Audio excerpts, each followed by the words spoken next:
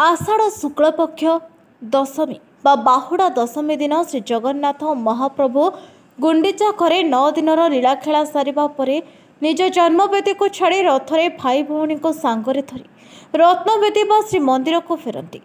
जीवमानक फेरंता यात्रा को बाहुड़ा यात्रा बा दक्षिणाभिमुखी यात्रा कहुए।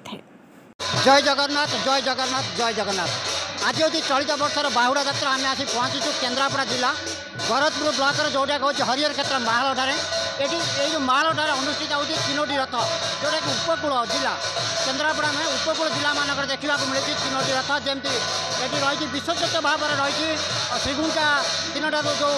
रथयात्रा आरंभ हुए बाहुड़ा दिन 9 दिन व्यापी जो आसती बाहुड़ा यात्रा आसती हजार हजार श्रद्धा भक्त मैंने ये जोगदे था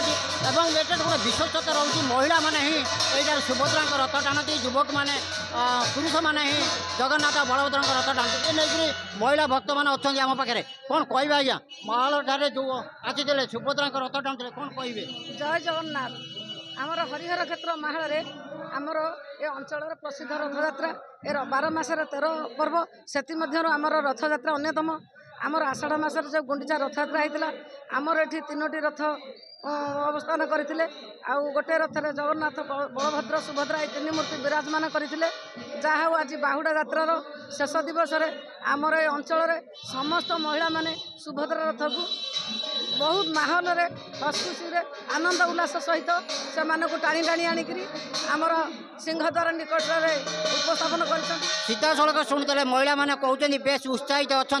अच्छा जड़े युवक भाई अच्छा भाई कहे आज जो प्रकार घंट बाड़ाऊँ जो प्रकार आनंद उल्लास मध्य घंट बाड़ाऊँ केते खुशी अच्छा कौन कहे। जय जय जगन्नाथ जय जय जगन्नाथ जय जय जगन्नाथ। महाप्रभु तो मम भक्त विनोदार्थे करोमि विविध क्रिया। महाप्रभु भक्त मानक आसती तेणु तांको विभिन्न प्रकार उल्लासित कराए किए घंट बजाई किए नृत्य करी किए महाप्रभु को उत्सर्गित हुए तेणु से भाव में आम घंटुआ सेवक मैंने महाप्रभु को घंट बजाई बोले उल्लसित भाव में आज माँ महालक्ष्मी अपेक्षा कर महाप्रभु को रथ आसी लगिगला माँ खुशी हो जाती से खुशी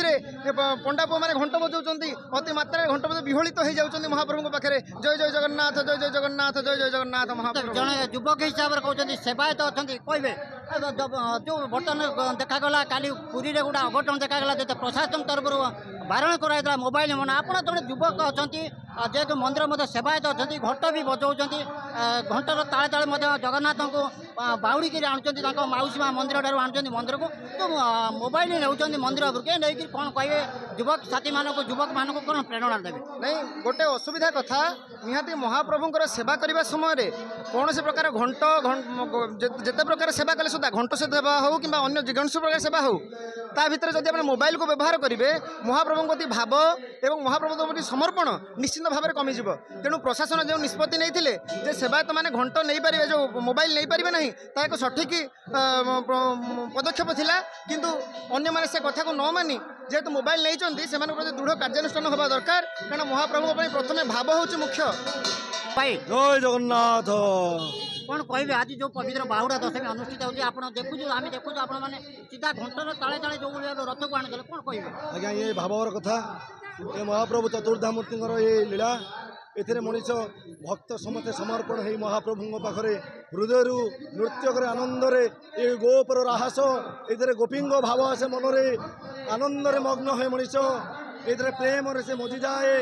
आहा कि आनंदमय प्रभु प्रांगण सम्मुखें नृत्य करवा कि आनंदमय हृदय को नचाई दिए ये घंटर ताल तले ये पाद उठे छाए छाए आनंदित हुए आनंद मुखर हुए ये रथ दांड ये कि आनंद ये भक्त मान समागम भितर आहा आपण आपण लक्ष्य करूँ लक्ष लक्ष भक्त मान गहन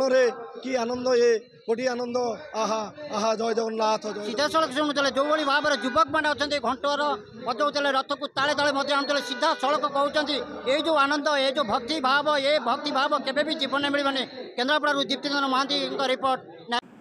केन्द्रापड़ा दीप्तिरंजन महांती रिपोर्ट नायवती टीवी।